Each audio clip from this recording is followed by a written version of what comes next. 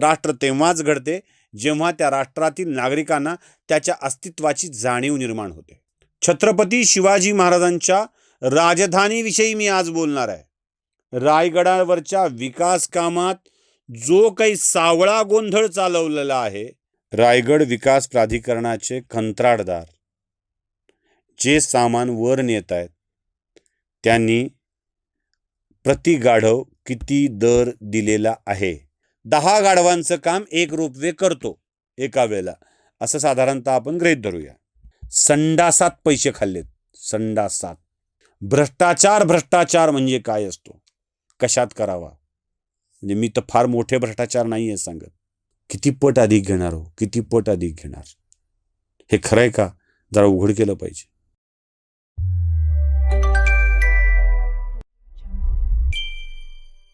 नमस्कार. आज मी त्या क्षेत्रावर आपल्याशी बोलणार आहे ज्याच्याविषयी आपल्या मनात प्रचंड अभिमान आहे. आपली मान उत्तुंग होते आणि असं वाटतं की खरोखरच या क्षेत्री वावरलेल्या उत्तुंग व्यक्तिमत्वाने आम्हाला आमचं अस्तित्व जाणीव करून दिली. एका इंग्रजी लेखकाचं वाक्य सांगतो. म्हणजे काय आहे, मराठी लेखकांची वाक्य सांगून आपल्याला कळत नाही, त्याची महती कळत नाही. पण इंग्रजी लेखकांची वाक्य इंग्रजीतून सांगितली की त्याचं महत्त्व आपल्याला फार लवकर कळतं. हे आपलं मराठी माणसांचं दुर्दैव आहे. मराठी माणसाच्या हृदयावर राज्य करणाऱ्या, हृदय सिंहासनावर राज्य करणाऱ्या माणसाच्या विषयात एका इंग्रजी लेखकाने लिहून ठेवलंय, a nation is born when it becomes aware of its own existence.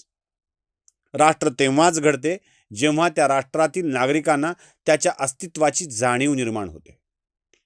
आणि मराठी माणसांच्या मनामध्ये त्याच्या अस्तित्वाची जाणीव निर्माण करून देणारा माणूस कोण असेल, नवे ते दैवत कोण असेल, तर ते दैवत म्हणजे छत्रपती शिवाजी महाराज.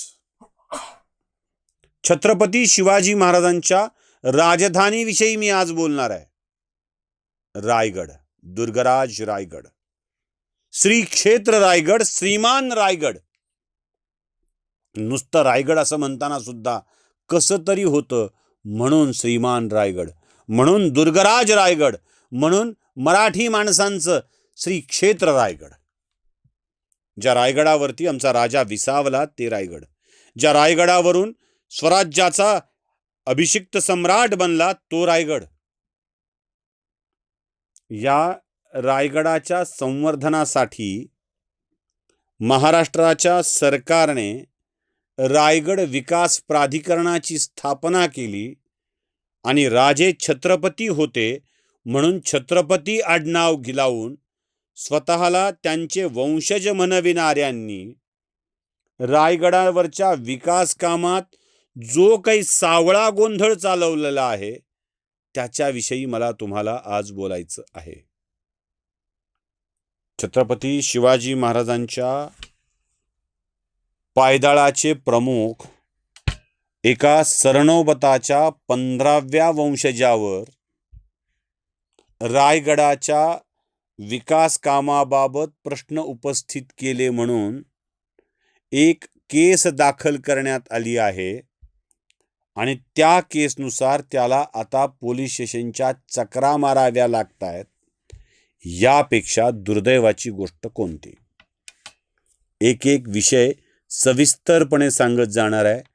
वेळ लागला हरकत नाही, अनेक भाग झाले हरकत नाही, पण शिवप्रेमींच्या मनामध्ये उपस्थित झालेल्या प्रश्नाची उत्तरं द्यावी लागतील.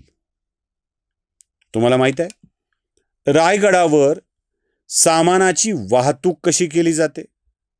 म्हणजे एकतर रायगडावर शरबत, खाद्यपदार्थ अशा गोष्टी विक्री करणारी माणसं, लिंबू सरबत, ताक, काही खाद्यपदार्थ, कुठे भजे, आता नव्याने आलेलं ते मॅगी बिगी, रस्त्यात चढणाऱ्या उतरणाऱ्या माणसांचा श्रमपरिहार व्हावा म्हणून वस्तू विकणारे, हे सगळे वर आपल्या डोक्यावर सामान घेऊन जातात. रायगडावर बांधकाम करायचं असेल, काही अवजड सामान न्यायचं असेल तर रायगडावर जाण्यासाठी गाढवांची व्यवस्था आहे. म्हणजे गाढवांच्या पाठीवर सामान लादून नेलं जातं. छोट्या मोठ्या दुरुस्त्या करताना बांधकामाचं साहित्य त्या काळात गाढवावर लादून नेलं जायचं. आजही बऱ्याच वेळेला सामान गाढवावर लादून नेलं जातं.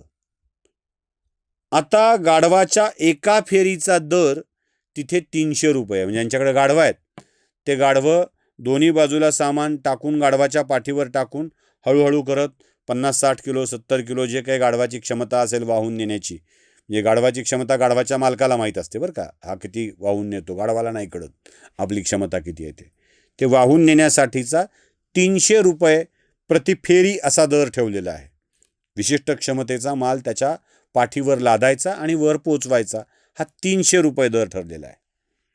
गाढवांचे फारच हाल व्हायला लागले आणि वेगवान पद्धतीने साहित्यवर पोचत नाही किंवा ज्या लोकांना दुर्गराज रायगड चढणं शक्य नाही अशा लोकांच्यासाठी रायगडावर रोपवेची सोय करण्यात आली.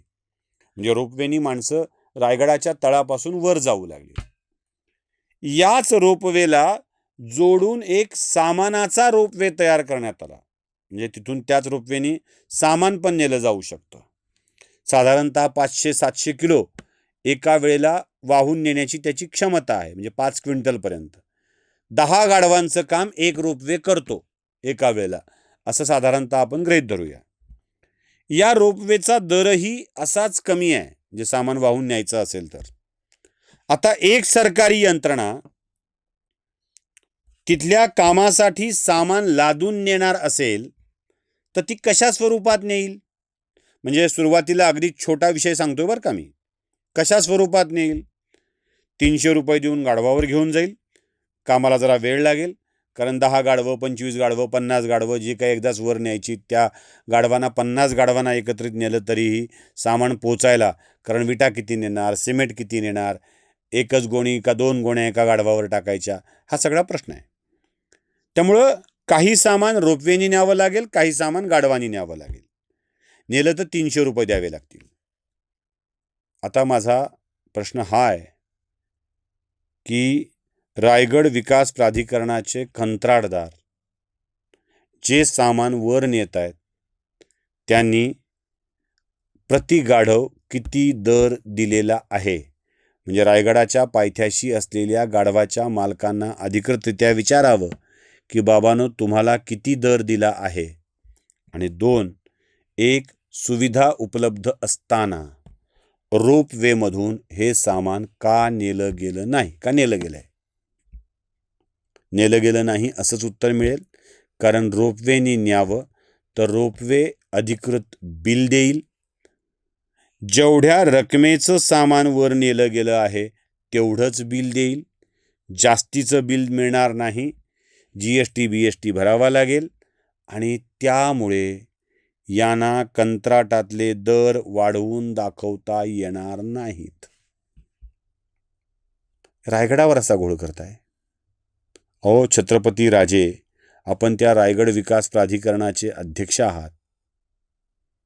आपल्या छत्रपती शिवाजी महाराज फक्त तुमच्याच परिवाराचे होते असं नव्हे, तर आमचा बाप सुद्धा छत्रपतीच होता असं प्रत्येक महाराष्ट्रातल्या माणसाला वाटतं. त्या दुर्गराज रायगडाची दुरुस्ती करताना रोपवेचा वापर नाही का? गडबड करता येत नाही म्हणून? गाढवाचा दर 300 ते 400 रुपये असताना सरकारी कागदात किती रुपये वाहतुकीसाठी दाखवलेत हे जरा उघड करता का प्लीज? म्हणजे आमच्या मनात शंका नको म्हणून उघड करा. तुम्हाला कसं वाटतं ना नेहमी की प्रश्न विचारण्याचा अधिकार तर आहेच आहे, प्रश्न तर विचारले गेले पाहिजेत, व्यवस्थेने उत्तर दिलं पाहिजे, प्रश्न तर विचारले जाणारच, हे असलं जे काही बोलता ना, आम्हीही प्रश्न विचारू. तो सरनोबताचा 15वा वारसदार प्रश्न विचारतोय. किती रुपये लावले आहेत रेकॉर्डवर आणि गाढवाच्या मालकाला किती रुपये दिले आहेत? मला मिळालेल्या माहितीनुसार प्रति गाढव 300 ते 400 रुपये हातावर टिकवून 1500 रुपयाचा खर्च लावण्यात आला आहे. 1500. किती पट अधिक घेणार हो? किती पट अधिक घेणार? हे खरं आहे का? जरा उघड केलं पाहिजे. यापेक्षा वाईट गोष्ट सांगू? गाढव असेल तरी ते प्राणी आहे, त्याला जीव आहे. रयतेच्या काडीलाही हात लावायचा नाही हे छत्रपती शिवरायांनी सांगितलेलं होतं. त्या मुक्या जनावराच्या पाठीवर सामान लादून वर नेताना मागच्या काही महिन्यात 10 ते 12 गाढवं पाय घसरून गडावरून मरून पडलीत. 12 गाढवं मेलेली आहेत. या मेलेल्या गाढवाच्या त्या देहाला सुद्धा उचलून टाकण्यात आलं नाही. तिथेच तो दुर्गंधी अवस्थेत सडले, पडले, कुजले. ना त्या गाढवाच्या मालकाला कोणती नुकसान भरपाई दिली गेली. छत्रपतींचा वंशज त्याच्या प्राधिकरणाकरवी रायगडाची नवनिर्मिती करतोय, तेव्हा किमान मेलेल्या गाढवाचा तरी विचार करायला हवा का? तोही होणार नाही का? छत्रपतीचे वंशज आहात म्हणून कुणी कोणताच प्रश्न विचारायचा नाही की प्रश्न विचारला की तुम्ही गुन्हा दाखल करणार. यापेक्षा ही एक भयंकर घटना आहे, तिचा उल्लेख आत्ता करून ठेवतो. तुमच्या लक्षात येईल की भ्रष्टाचार म्हणजे काय असतो, कशात करावा. म्हणजे मी तर फार मोठे भ्रष्टाचार नाही आहे सांगत. गाढवाच्या शेकडो फेऱ्या आणि त्यात मारलेले हजारो रुपये असा हिशोब घातला तर हा हिशोब काही लाखात काही कोटीत जातोय, लक्षात ठेवा. आता अजून एक गडबड आहे, जाता जाता सांगून ठेवतो. गडबड अशी आहे, संडासात पैसे खाल्लेत. संडासात, होय, हा सरळ सरळ आरोप आहे. संडासात पैसे खाल्लेत. जेवढ्या रुपयात एक संडास बांधून होईल त्याच्यापेक्षा दुप्पट खर्चात टॉयलेट भाड्यानं आणून त्याचे भाडे दिलेत. संडासचं भाडं खाणारे हे भाड खाऊ कोण आहेत याचा खुलासा व्हायलाच हवा. आणि तो कसा आहे हे पुढच्या भागात सांगतो. नमस्कार.